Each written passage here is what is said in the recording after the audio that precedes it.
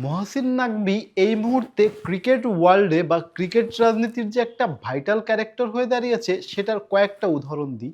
এই মুহূর্তে যদি বাংলাদেশ ক্রিকেট টিম ওয়ার্ল্ড কাপে পার্টিসিপেট করতে না পারে, তাহলে যদি পাকিস্তান ক্রিকেট বোর্ড এই পাকিস্তান টিম এই ওয়ার্ল্ড কাপে অংশগ্রহণ না করে, তাহলে একটা বড় ফ্যাক্টর হয়ে দাঁড়িয়ে। এবং মহসিন নাকভি চাইলে যে অনেক কিছু পারে তার একটা প্রমাণ দেয় এশিয়া কাপে। এশিয়া কাপের লাস্ট আসরের চ্যাম্পিয়ন ভারত।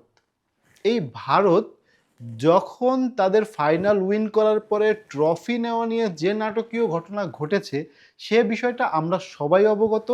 এবং সবচেয়ে মজার বিষয় কি জানেন, মহসিন নাকভি তার সিদ্ধান্তে অনড় ছিল এবং সে একটা সিদ্ধান্তই দিয়েছে, যদি ট্রফি নিতে হয় এসিসির চেয়ারম্যান হিসেবে আমার থেকেই নিতে হবে।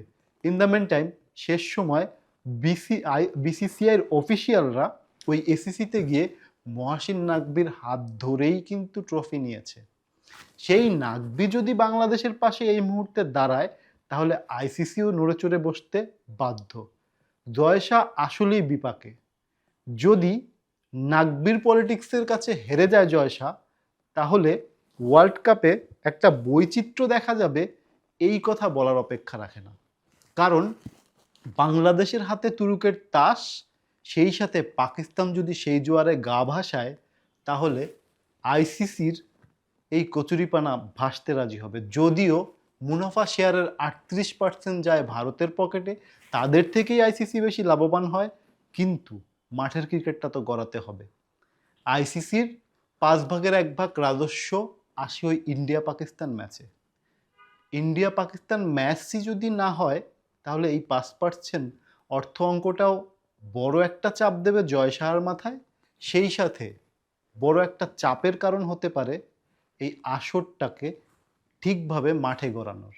সো বাংলাদেশের এই ইস্যুটাকে ছোট করে দেখার মতো যে অবস্থায় নাই আইসিসি বা জয়শাহ, ঠিক তেমনি এটা নিয়ে সরগরম ক্রিকেট দুনিয়া। সবাই ভাবছে, গ্রুপ এক্সচেঞ্জের একটা অফার দিয়েছে বাংলাদেশ ক্রিকেট বোর্ড। মানে আমাদের লিটল বিট আমাদের কাছাকাছি যে টিমটা রয়েছে টি-20 পারফরমেন্সে, সেটা হচ্ছে আয়ারল্যান্ড। আয়ারল্যান্ডের সাথে যদি গ্রুপ এক্সচেঞ্জ করা যায়, তাহলে সব সমস্যার সমাধান কিছুটা হতে পারে। যদিও আইসিসি এ নিয়ে অনেক ভেটো দিয়েছে, অনেক এন্ট্রি দিয়েছে যে এত শর্ট টাইমের মধ্যে শ্রীলঙ্কাতে এতগুলো ম্যাচ শিফটিং করা সম্ভব না। কিন্তু ভাই, চিপায় পড়লে সবই সম্ভব। লেটস সি, 7 তারিখ বেশি দূরে নয়। আমরা অপেক্ষা করছি ভালো সময়ের, ভালো সিদ্ধান্তের।